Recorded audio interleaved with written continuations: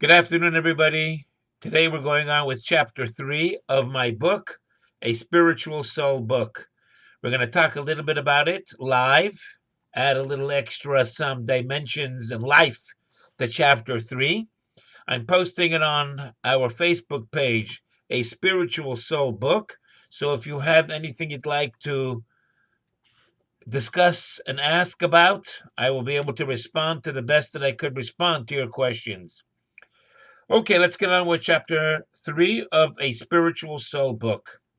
Yesterday we discussed what Hasidus and Kabbalah talks about, the 3 garments of a person's soul: thought, speech, and action. They are exterior to the soul.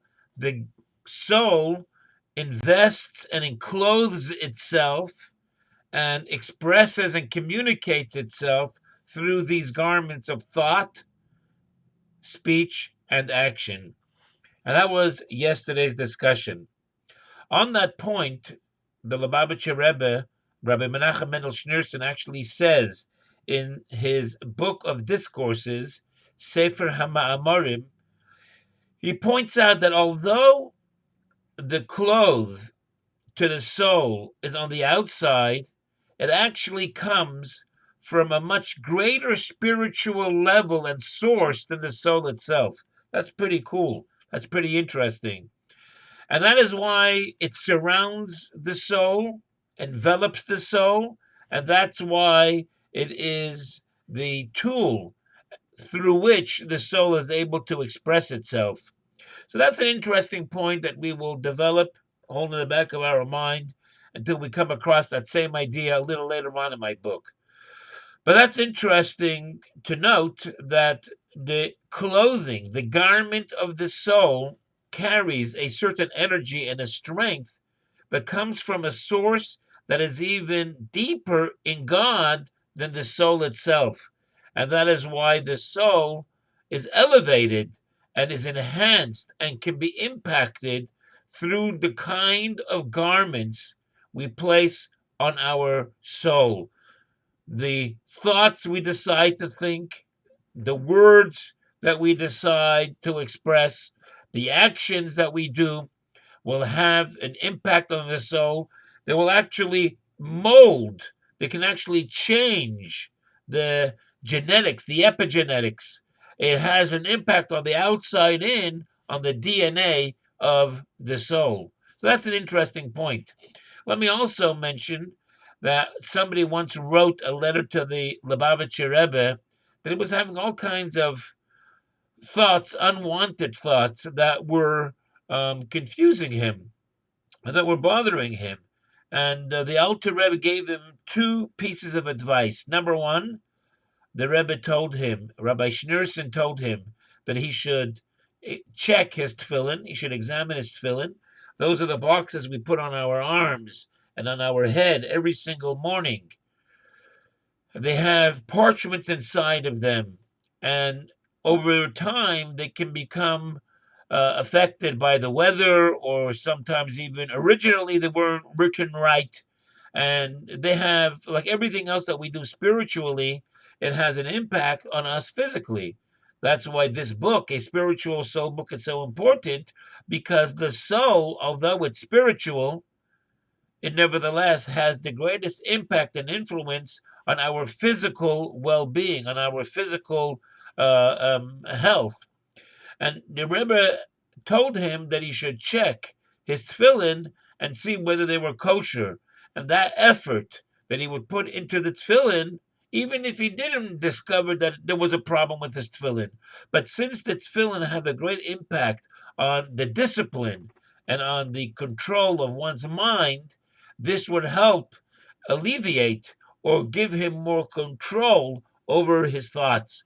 The second thing the Rebbe told him was that he should mesiach das, that he should make a conscientious effort to move his thoughts into a different direction, that he should implant and conscientiously think of different things, and then that would help him clear and clean his mind of those bothersome thoughts that he was having in his head. Let's go on with chapter number 3 today. So, in chapter 3, I discuss that these garments, they never become a part of the person. These garments of thought, speech, and action, we are emphasizing thought and the very important strength that there is in thinking. They express the person, and they are not, I repeat, they are not the character of a person's soul.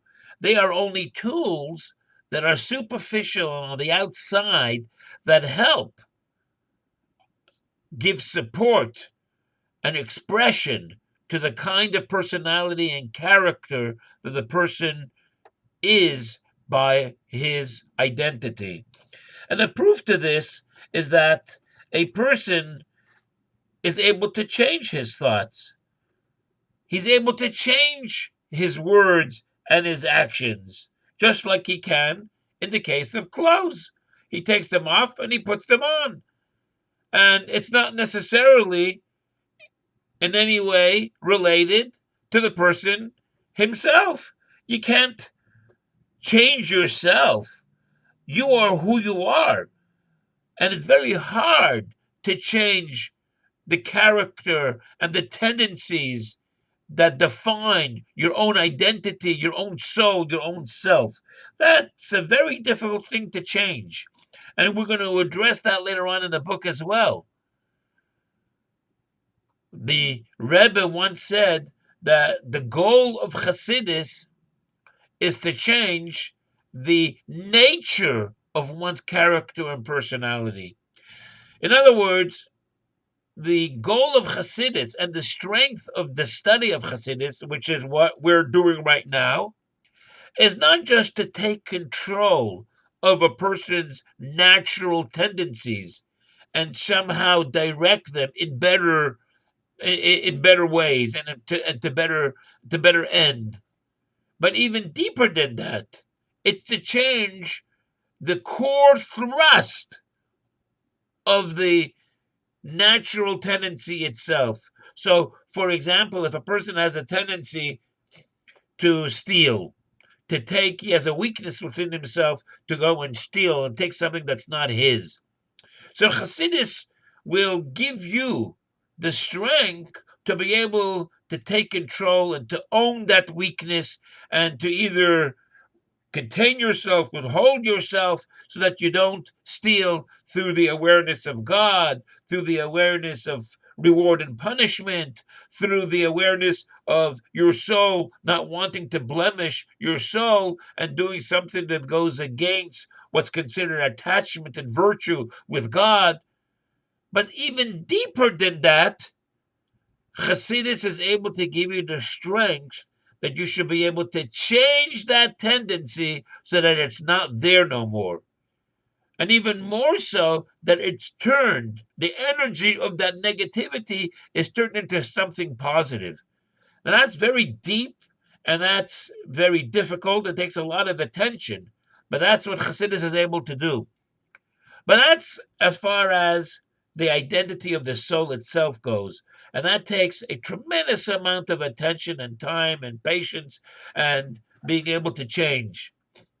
We're talking about right now what's very easy to do at the moment. And that is, if I'm thinking about something that I don't want to think about, so the Rebbe gave his advice. What I need to do is implant within my mind the thoughts of something else. It's not like I have to fight the thought that I don't want to have in my head, because as long as I'm fighting and giving attention to that thought, I'm still involved and engaged with that thought. And that's not going to help me very much. If I want to change a thought that's in my head, which is just a garment on the exterior and on the surface and on the outside of me, what I need to do is decide to discard that thought that I don't want and to bring upon myself a different thought. And in that letter, the Rebbe says the most recommended and best thing to start thinking about is some kind of idea in Torah, because Torah is light. Torah has a tremendous strength within itself, and it is able to dispel darkness. It's like opening up a little flame in a large dark room. It has this tremendous radiance and radiation that it is able to extend and give off. So that's chapter 3 that we're talking about. What we're talking about over here is that a person can change those garments sometimes, even when they are not appropriate for the person who was putting them on.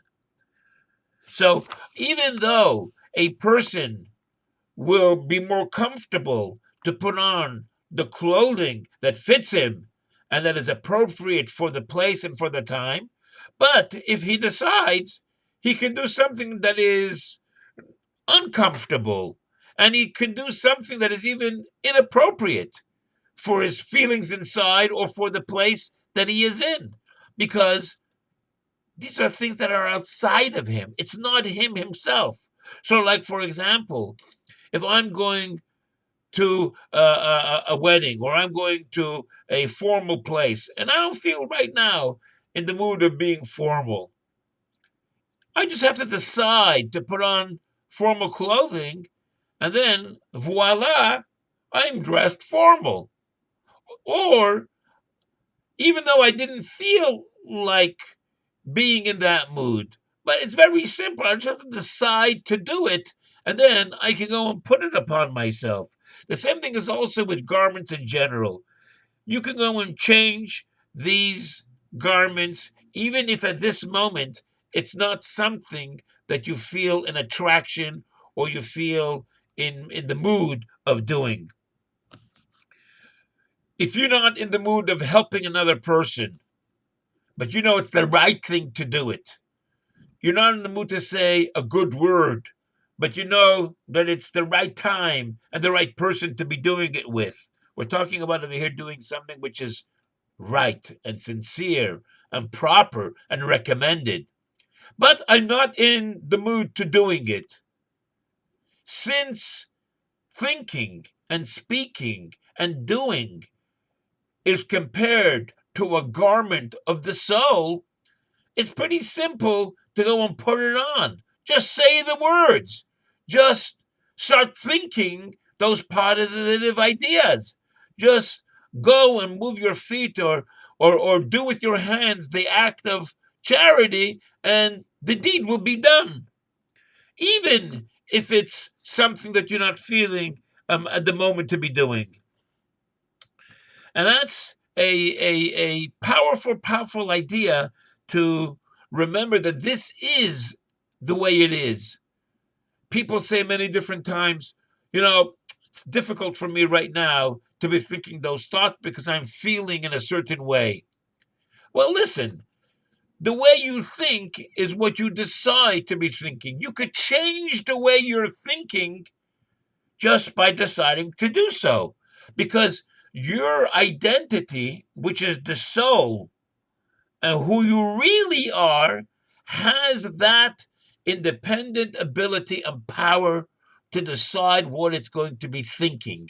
It has that ability and power to decide what words it's going to express and emit from its mouth. It has the decision. You just have to become conscientious and know that you have that strength, and it's there at your fingertips. Even if, let's see what we went on to talk about over here.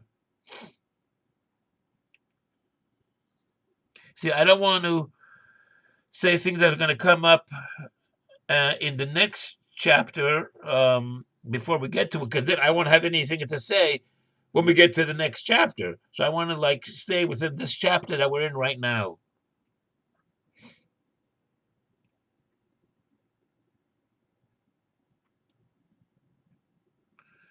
Okay. It will take an effort to think and to speak and to do something which you're not feeling at the moment comfortable to do. Just like when it comes to putting on garments that you're not in the mood to be putting on, or they don't even fit you. they sometimes are uncomfortable. And in a spiritual sense, what does it mean that it doesn't fit you? If I'm in a sad mood, it doesn't fit me at this moment to be putting on happy clothes. Or let's say I'm in a happy mood and I just don't want to get into the mood of going to a funeral right now. I was thinking of this idea already for quite a while to give us an example, but I don't like going to funerals myself. It's a sad kind of thing to be in, and sometimes it lingers on for a little while, especially with somebody you knew, and it hits you hard in your heart. But it's one of those very big mitzvahs to comfort and to console and to be there when somebody needs your support, even if it's uncomfortable for you to do that. Even if at this moment it's going to somehow hurt you, you could do it, especially when you're supposed to be doing it. And this is what the Alter Rebbe says in the Tanya, and it's repeated in so many Hasidic discourses, that when it comes to doing and to speaking and to thinking, within these three areas, the person has a choice and the possibility to always express himself in those ways, to talk and to speak and to think and to do, even if it goes against the drift and the sway and the feelings of his heart, and even if it goes at the opposite in the opposite direction. You still have that ability to be able to think and to be able to speak and to be able to do whatever you want at that moment. And that's basically what chapter 3 is about.